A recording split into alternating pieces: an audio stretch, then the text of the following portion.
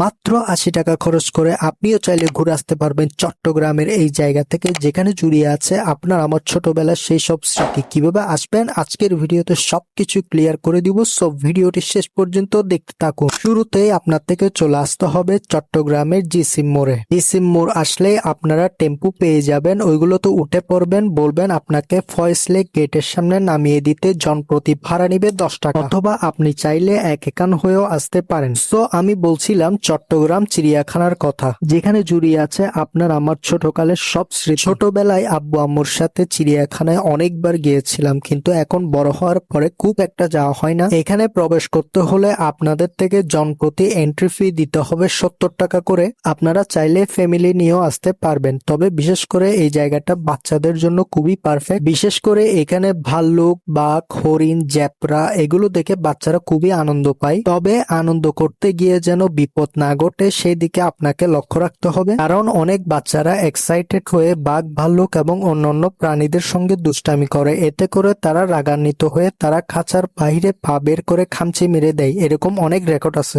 So এই ব্যাপারে আপনাদের থেকে একটু অ্যালার্ট থাকতে হবে। মাঝে মাঝে চিড়িয়াখানার কিছু প্রাণীর নিষ্পাপ চাহনিটা দেখলে নিজের কাছে খুবই খারাপ লাগে, কারণ তারা বছরের পর বছর বিনা অপরাধে খাঁচার ভেতরে বন্দী হয়ে থাকে। এটা কি শুধু আমার ক্ষেত্রে নাকি সবার ক্ষেত্রে হয় সেটা আমি জানি না। এখানে চিড়িয়াখানায় বাচ্চাদের আনন্দ দেওয়ার জন্য শুধু জীবজন্তু নয়, এখানে আছে বাচ্চাদের খেলাধুলা করার জন্য বিভিন্ন ধরনের রাইডস। চিড়িয়াখানার ভেতরে একটা কফি শপ আছে, আপনারা চাইলে এখান থেকে কফি খেতে পারেন। সো এভরিওয়ান, এটাই ছিল আমার 2025-এর শেষ ব্লগ। দেখা হবে আপনাদের সাথে 2026-এ নতুন কোনো একটি ব্লগ নিয়ে। সবাই ভালো থাকবেন, সুস্থ থাকবেন, সবাইকে আল্লাহ হাফেজ, আসসালামু আলাইকুম।